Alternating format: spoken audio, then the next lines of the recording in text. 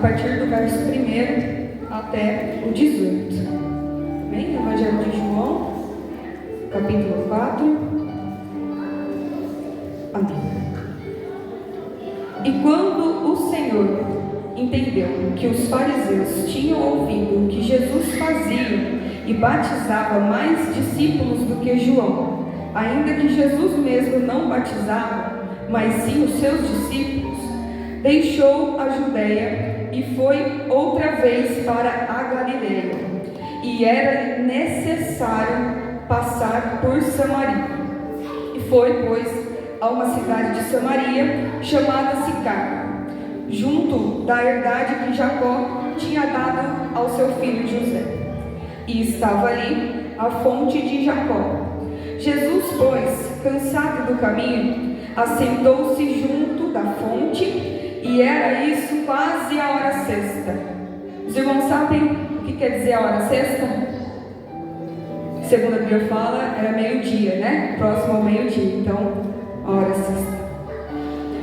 E veio uma mulher de Samaria tirar água, e disse de Jesus: dá-me de beber, porque os seus discípulos tinham ido à cidade comprar comida.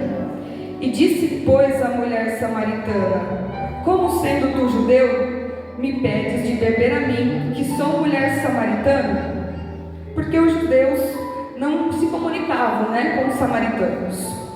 E Jesus respondeu e lhe disse: se tu conheceras o dom de Deus e quem é o que te diz, dá-me de beber, tu lhe pedirias e ele te daria água viva. E disse-lhe a mulher: Senhor, tu não tens como que tirar, e o poço é fundo. Onde, pois, tem água viva? És tu maior do que o nosso pai Jacó, que nos deu o poço, bebendo ele próprio dele, e os seus filhos e o seu gado? E Jesus respondeu e disse-lhe: qualquer que beber dessa água tornará a ter sede, mas aquele que beber da água que eu lhe der nunca terá sede, pois a água que eu lhe der se fará nele uma fonte de água que salte para a vida eterna. E disse-lhe a mulher: Senhor, dá-me dessa água, para que eu não tenha mais sede e não venha aqui tirar. E disse-lhe Jesus: vá e chama o teu marido e vem cá. E a mulher respondeu e disse: não tenho marido. E disse-lhe Jesus: disseste bem, não tenho marido, porque tiveste 5 maridos, e o que agora tens não é teu marido. Isto dissestes com verdade. Amém? Pode se assentar, meus irmãos.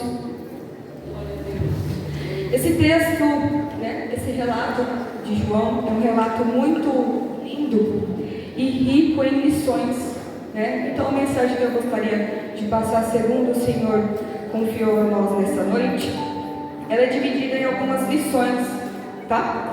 Então, a primeira lição que a gente pode aprender nessa passagem está logo no início do capítulo 4, E qual que é a primeira lição? Jesus não habita, irmãos, em lugares que tem comparação, Antes de Jesus partir da Judéia e ir para Galileia, ele estava ali no deserto, da Judéia, batizando ali junto com João Batista e seus discípulos, E João vinha anunciando a vinda do Senhor Jesus e ele arrastava multidões, Eram centenas de pessoas.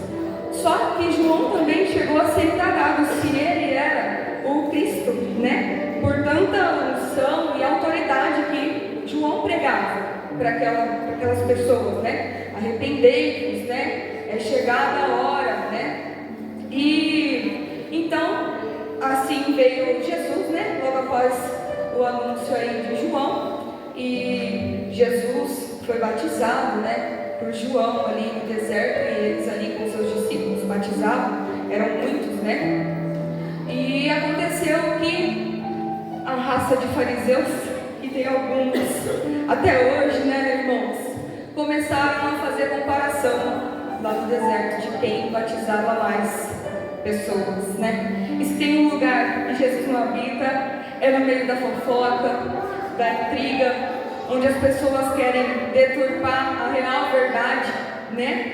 E fazer comparação. Então, para que o ministério de Jesus tivesse continuidade, o ministério dos discípulos tivesse continuidade, Jesus parte ali da Judéia e vai para a Galileia, tá? E segunda lição, né? Já entrando aí dentro da mensagem objetiva que a gente quer atingir, é que o seu encontro com Deus, ele tem data, hora e lugar. E onde está isso, irmã Jaque? Está a partir do verso 4, né? E era-lhe necessário passar por Samaria. Então era necessário passar por Samaria. Fazia parte do ministério de Jesus passar por Samaria, né? E então Jesus passa por Samaria, encontra aquela mulher justo na hora em que ela teria que tirar água separada de todos, né? Conforme nós ouvimos aqui a palavra, era uma mulher rejeitada por aquela cidade, pela comunidade, por conta, né, dos fatos das práticas que ela tinha, né? Ela teve 5 maridos, se divorciou e o 6º que estava com ela não era dela. Terceira lição, meus irmãos, a segunda é de que a gente, todos nós, né, temos o encontro e a hora certa de encontrar com Cristo. Terceira lição é Jesus revelando a sua humanidade genuína e completa. No texto diz que Jesus se sentou no poço e estava cansado, né? Veja bem, Jesus também foi homem na terra, né? E ele não apenas demonstrou ser plenamente Deus, mas também demonstrou ser plenamente humano, demonstrando e compartilhando, né, das limitações, desafios e condições humanas, né, exceto pelo pecado, né. Então Jesus foi perfeito na terra, teve as mesmas aflições, dores que nós temos e somos suscetíveis a ter, exceto não praticou o pecado. Então essa humanidade autêntica de Jesus é fundamental para que a gente entenda, né, essa obra redentora dele e o modelo de vida que nós temos que levar, né? E a gente precisa entender a real tricotomia, né, da nossa vida, do nosso ser. Jesus também era conforme nós somos hoje, também foi, né? Corpo, alma e espírito, né? Espírito fala sobre o governo de Deus, sobre as nossas ações, sobre as nossas decisões, para que a gente tenha a mente de Cristo. A alma, ela fala sobre a maneira que a gente se sente, né? Nossos sentimentos, nossos pensamentos, as nossas emoções que nos povoam. E corpo, ela é executor, que manifesta, né, toda essa reação que a gente pensa, de como a gente se sente. Então, Samaria era um lugar muito difícil de se passar, né? Samaria era um lugar de apontamento, de julgamento. Afinal, lá eles adoravam outros deuses, né? Esse povo miscigenou a raça. Então era um lugar de muito pecado, de muitas aflições, né? Samaria é um lugar de problemas que precisam ser resolvidos, assim como nossa vida, né? Às vezes a gente tem um destino traçado por Deus e tem lugares que a gente precisa passar e permear, tem problemas que a gente precisa enfrentar e resolver, né? Aquelas pendências com os nossos familiares, os nossos irmãos, que até mesmo chegam a nos deixar em dúvida se estamos realmente fazendo a coisa certa, se o que estamos fazendo ou falando está agradando a Deus, se o que estamos fazendo vai fazer com que a gente perca a nossa salvação. Então, irmãos, é muito importante a gente aprender a resolver os nossos problemas, né, as nossas aflições aqui na terra. Quarta lição, né, que Jesus nos ensina aí através dessa passagem, dando continuidade à terceira lição, é que há problemas não criados por nós, mas que precisam de ajuda e interferência da nossa parte para que sejam resolvidos. Não estou dizendo que é para a gente vida do irmão, tá? Não é isso, mas sim saber a forma correta de levar o evangelho de Jesus e libertar almas, né? Porque, como a gente pode ver, existia uma rixa ali entre os judeus e os samaritanos, mas não foram os judeus que criaram essa rixa, né? Foram justamente os samaritanos, e também não foi Jesus que criou isso, mas Jesus vai passar lá para resolver esse problema, né? Porque eles adoravam, como eu já mencionei, adoravam outros deuses, eles adoravam a Deus também, mas lá no monte que eles tinham e adoravam também tinham outros deuses, né? Então eles roubavam, pecavam, enfim. E os judeus não passavam por Samaria. Então já vamos ver aí a diferença, né, de Jesus. Era uma necessidade divina que Jesus passasse por Samaria, né? Essa viagem da Judéia até a Galiléia é estimado que demorava em torno de 3 dias, né? Passando por Samaria. Porém, como os judeus eles cortavam o caminho, achando que eles iam se tornar impuros se tivesse contato com o povo samaritano, eles duravam em torno de 6 dias, né? Tinham que levar comida, muitas coisas, corriam o risco de ser roubados, porque naquela época o povo lá do Oriente, né? Tinham salteadores, e isso até saiu da Bíblia, até hoje tem, né? As pessoas que roubam do deserto, que se aproveitam aí dos mantimentos das pessoas que estão em viagem aí, né? E onde a gente consegue entender o porquê que o pessoal evitava esse caminho, né? No verso 9, a mulher samaritana vai dizer, né, a Jesus: como sendo tu judeu, me pedes de beber a mim, que sou mulher samaritana? Né? E aí na lição 4, Jesus ele cria uma circunstância para ter um diálogo. Na verdade, Jesus não estava com sede e queria água daquela mulher, né?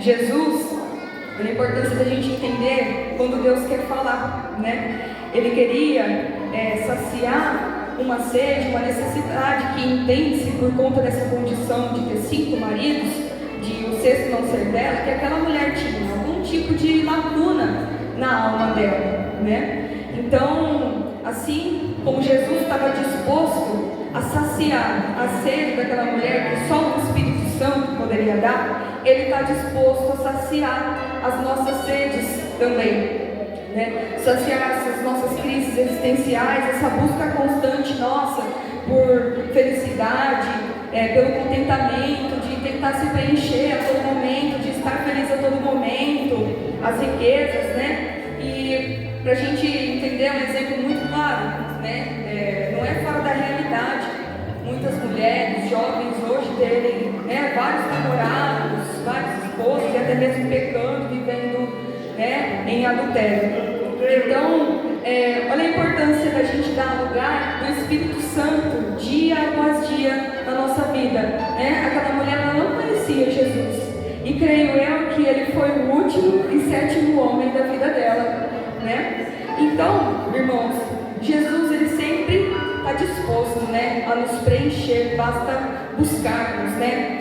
Eu sempre comento que às vezes as pessoas falam: nossa, é muito difícil ficar na igreja, permanecer na igreja, muita doutrina. Gente, eu não acho difícil, eu acho fácil, ainda mais a gente que vem do mundo, né? E quanto mais a gente se alimenta da presença do Senhor, mais a gente ora, mais a gente busca, mais a gente vê Deus trabalhando não só na nossa vida, mas na vida dos nossos irmãos, mais a gente é preenchido e reabastecido desse Espírito Santo. E aí o mal, irmãos, os desejos da carne não toma conta da gente, né, irmã? Por isso que é muito importante a gente sempre tentar se saciar, né, da presença, estar sempre na presença do Espírito Santo. E a quinta lição, muito valiosa também, é que Jesus, ele sempre cria, né? Deus sempre cria uma ocasião para a confissão. Jesus sabia ou não sabia que ela já tinha tido 5 maridos antes de perguntar? Sabia ou não sabia? E aí, outro exemplo, que Deus cria uma ocasião para confissão, é quando está no jardim do Éden, né? Aí Jesus, sempre no fim da tarde, falava com Adão, e nesse dia, após a mulher, né, ser convencida pela serpente de pegar o fruto e dar para Adão, e ele comer e entender que estava nu, Deus chegou perguntando: Adão, onde está você? Deus sabia onde Adão estava, mas olha Jesus criando de novo uma ocasião para a confissão do pecado, né? Então ele procurou Adão, ele sabia onde estava Adão, mas quis que Adão confessasse com a própria boca, né, a respeito do pecado. Então ele estava escondido e envergonhado porque ele estava nu. E aí Deus questionou: mas quem disseste que está nu? Comeste do fruto da árvore que eu lhe ordenei que não comesse? E ele disse que sim, que a mulher havia lhe dado o fruto daquela árvore. Então, meus irmãos, pecado nenhum fica escondido dos olhos do Senhor.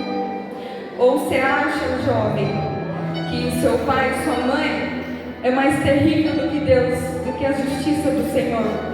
Ou minha irmã e meu irmão, você acha que a sua esposa, seu esposo é mais terrível do que o Senhor? E terrível que eu falo não é de mal não, meus irmãos, é grande em poder, tá?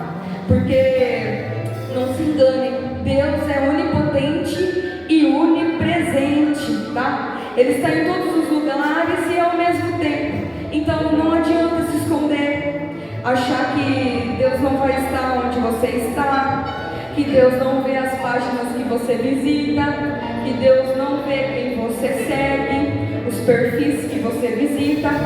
Então, meus irmãos, há um preço que foi pago, e foi preço de sangue, mas há também perdão por todas as coisas que nós fazemos na terra, segundo as nossas fraquezas, né? Porque uma coisa que Jesus ama, irmãos, é a verdade, né? Nós podemos ver que essa mulher confessou o pecado, dentre tantas outras passagens, mas Jesus ama a verdade, né? Ama a verdade, abomina o pecado.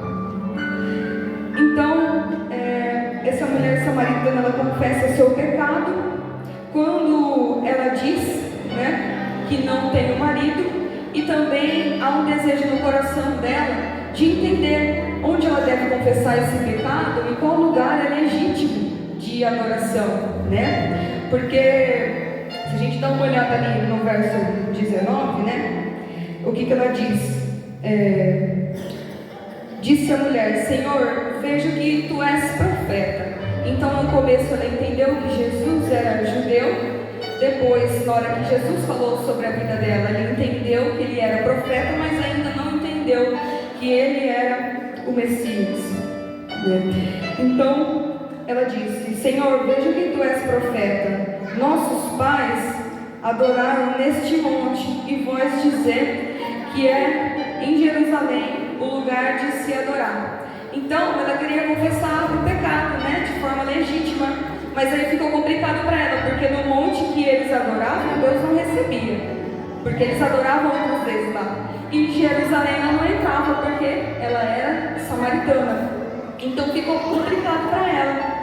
Só, irmãos, que ela estava perdida, né, não sabia o caminho. E Jesus ali ensina e conduz o caminho. E Jesus também, né, certa feita disse: eu sou o caminho, a verdade e a vida. Amém? Então ela estava ali sentada, né, no poço de Jacó, que poderíamos considerar que fosse assim um altar. Tinha um cordeiro, né, que era Jesus, e ele era o sacerdote legítimo, porque era assim que se era legitimada as confissões de pecado naquele tempo. E na sexta lição dessa rica palavra, o que a gente entende, né? Jesus teve esse diálogo, ele sabia de tudo daquela vida, de tudo o que aquela mulher teria cometido em sua vida. E a sexta lição é que Jesus conhece a sua história e quer fazer parte dela. E nós chegamos a um ponto em que eu acredito que aquela mulher não queria que Jesus tocasse, né? Aquela mulher, ela foi desprezada, uma das primeiras missionárias, né, da Bíblia. Foi uma mulher que teve a conversa, um diálogo mais longo com Jesus, né? Segundo a palavra. Então, ela não queria que Jesus tocasse naquele ponto, né? Naquele ponto do pecado, porque ela achou que ela também seria julgada por ele, né? Já que ele era judeu.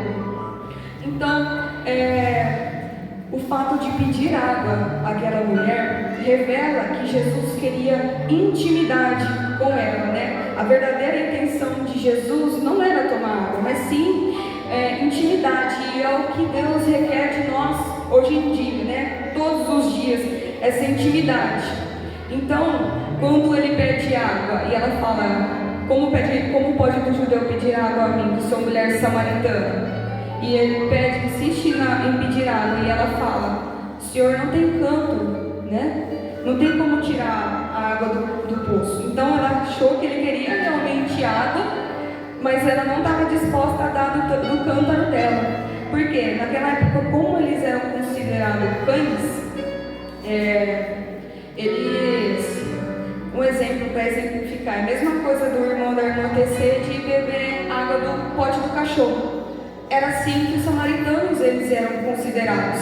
Então, hoje tem uma coisa muito comum, né? Ela achou que Jesus ia julgar, mas Jesus não estava ali para julgá-la. E hoje o que a gente mais tem de comum são as pessoas nos julgando por nossos erros, mas sem conhecer a nossa real história, as nossas reais dores, né? Não deixe, meus irmãos, que ninguém, além de Jesus, determine quem você é e o rumo da tua história. Deixe que somente Jesus escreva a sua história, porque o rumo que ela vai tomar, às vezes, algumas pessoas elas conhecem só alguns capítulos da nossa vida. Quem conhece a gente por dentro, por fora, quem conhece a gente antes da gente ser gerado no ventre da nossa mãe, é Deus. Então, às vezes, a gente está na conquista, né? Deus abençoa, aí os irmãos falam: foi sorte. Ou então, dentre outras coisas, está fazendo alguma coisa errada, né? Jesus não pode abençoar hoje ninguém hoje em dia, porque as pessoas acham que os irmãos não têm capacidade, mas a verdade é que nem todos conhecem a nossa real história, né? Ninguém sabe que foi muita luta, foi suado, foi muito gemido, foi labuta e acima de tudo foi renúncia. Nós precisamos renunciar, né? Nós não podemos aceitar sermos julgados por quem não pagou o preço do pecado para nos salvar. Ninguém pagou o preço do pecado para salvar a nossa vida. Então Jesus quer dar um jeito, irmãos, na nossa história, na nossa vida. Ele é o único que pode dar um jeito na nossa vida. E caminhando aqui para encerrar a 7ª lição, né? Gente, tem muitas lições. Eu separei somente 7, mas vale muito a pena observar, refletir sobre esse livro. Você que tem Bíblia de estudo em casa, é muito valioso. E isso reveste a gente de uma maneira que os irmãos não têm ideia. Olha só, tantas lições, né? Numa só passagem. E a gente tem tudo que eu falei, todas essas lições dentro da Bíblia inteira. Então, é muito importante que a gente sempre tenha em prática de fazer a leitura da palavra. Edifica também, irmãos. Não é só oração, viu? Não é só oração, não é só jejum, não é só consagração que edifica, não. Leitura da palavra e prática da palavra também. Então, a 7ª lição é o quê? Alguém que tem um encontro com Jesus não é poço, é fonte, né? Então, repetindo novamente, a mulher samaritana era uma mulher desprezada, era excluída da sociedade, tinha que buscar água no poço ao meio-dia, no horário mais quente do dia, né? Não podia se juntar às outras mulheres, que também era um ritual ali conhecido de buscar água, né? Todas elas juntas, seja no período da manhã, quando o sol estava mais baixo, ou talvez até mesmo no finzinho da tarde, chegando para a noite. Era um momento de interação também entre aquelas mulheres, que ela não podia ter. Então ela fazia todos os dias aquele caminho de dor. E Jesus ensina nessa passagem, né, que Ele vem para salvar, para curar, para libertar. E foi o que Ele fez com essa mulher. Depois do encontro que ela teve com Jesus, né, Jesus a fez de chave, de fonte, para salvar também não só ela, mas também a todos aqueles samaritanos que não conheciam a verdade, que não conheciam a Jesus. Nós precisamos, irmãos, levar as boas novas a quem está necessitado. Quem já teve o encontro com Cristo, né?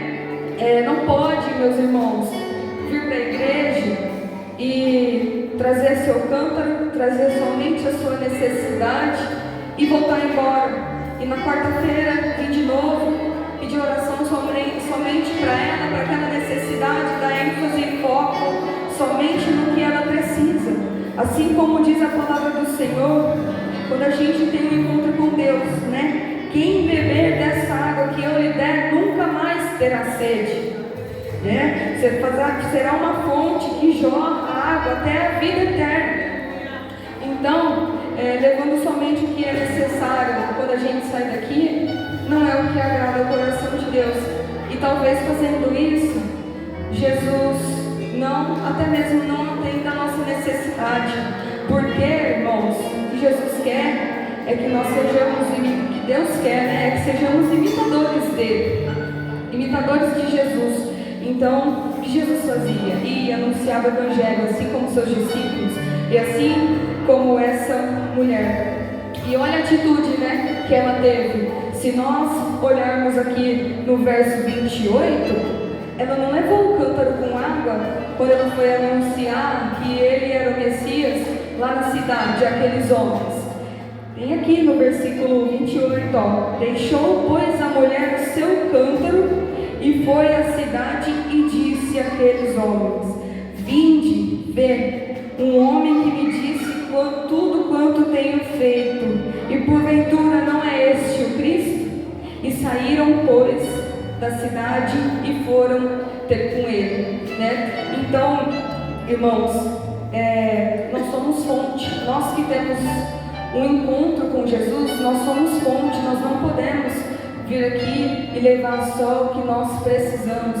Há tantos irmãos enfermos e é muito valioso a gente interceder pela vida de outros irmãos, né? A gente tem tantos testemunhos das orações da igreja e nós precisamos anunciar o Evangelho, né? Nós somos a esperança não só da nossa geração, da nossa cidade, nós somos a esperança da humanidade.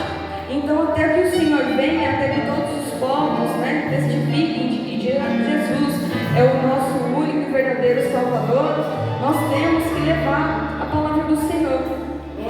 Então, eu gostaria de deixar essa mensagem que o Senhor confiou ao meu coração, né? Você é fonte, você não é cântaro. Nós não podemos vir na igreja e deixar os cântaros aqui, meus irmãos, e levar embora cheio só da água que a gente precisa.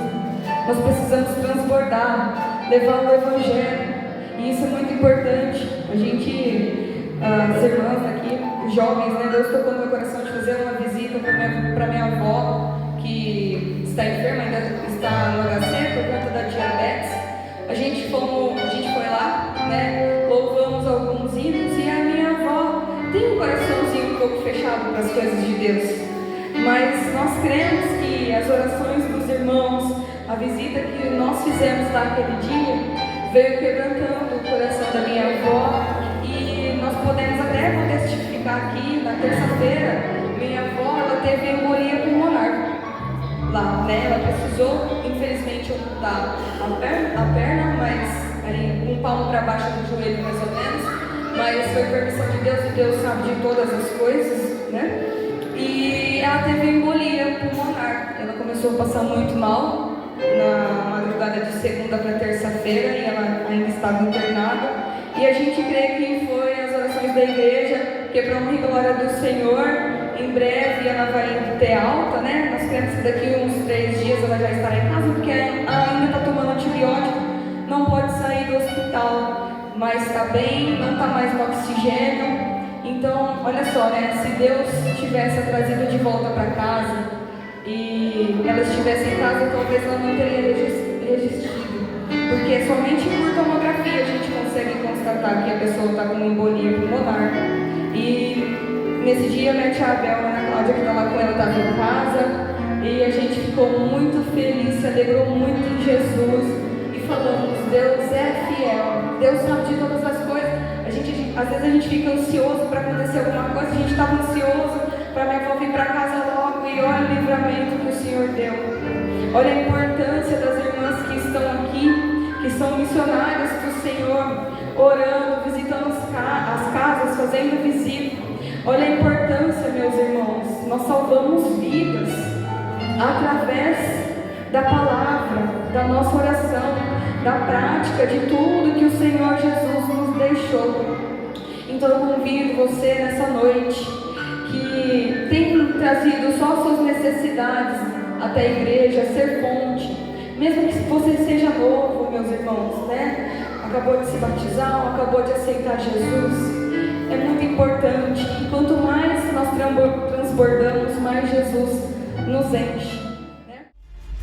Sou Adba, sou feliz.